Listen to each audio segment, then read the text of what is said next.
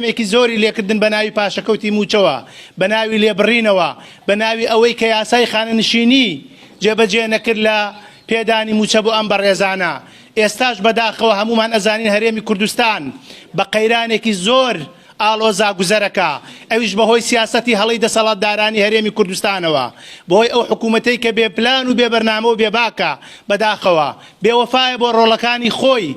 ماوەی 6 مانگە یەک موچەی داوە بە فەرمانبەران کە داهاتی ناو خۆی هەیە. هەمومان ئەزانین بەغا بڕێکی باش پارەی ناردووە بۆ موچەی مانگی 2 کە 560 ملیارە بە وتەی خۆیان کە بەدەستیان گەیشتووە. مانگەکانی پێشوو 618 ملیاری ئەنارد. بڕێکی وای کەم نییە. تۆ داهاتی نزیکەی 6 مانگی ناوخۆی هەرێمی کوردستان لەژێر دەستایە. لە مانگی پیرۆزی ڕەمەزانە بەداخەوە یاری بە قوتی بژێوی خەڵکی کوردستانەکەی، بە فەرمانبەرانەکەی، بە هاوڵاتیان بەگشتی و بە خاننشانیش بە تایبەتی کە 2000 زوڵمیان لێکراوە. جارێکیان موچەکەیان زۆر کەمە، جارێکیان مستحقاتی خانەنشینیان وەکو پێویست پێ نەدراوە، جارێکیشان کە وەکو تەواوی فەرمانبەران ستەمیان لێکراوە. بۆیە ئێمە لێرەوە پشتیوانی خۆمان دەرەبڕین و ئەوەی پێمان بکرێ لە سەنگەری داوەڕەواکانی ئەوانە بین. بەداخەوە زۆر جاریش ئەوە لێرە بە هەندێک گفتوگۆ ئەکەن ئەڵێن لێدوانە دەن ئەڵێن ئەم بڕیارەی دادگای فیدراڵی زیانی بۆ قەوارەی هەرێمی کوردستان هەیە.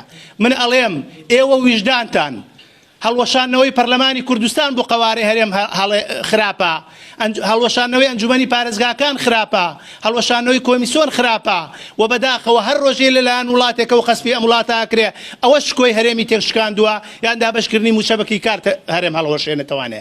هەرێم قەوارەیەکی دەستوریە بەڕێزەکان لە ساڵی 2005 گەلانی عێراق دەنگیان پێداوە، لەبەر ئەوە بەم شانە هەڵناوەشێتەوانە. خاڵێکی تر بە ناوی نەناردنی ناو زانیاری هەندێ وەزارەت بۆچی نانێری؟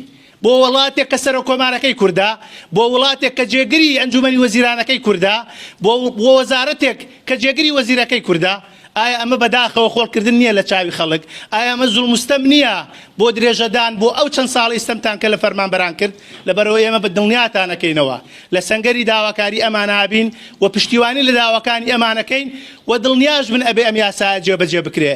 جێبەجێ نەکرێ باجی گەورەترە دەن، بەڵام بەداخەوە ئەمانە باکیان نییە.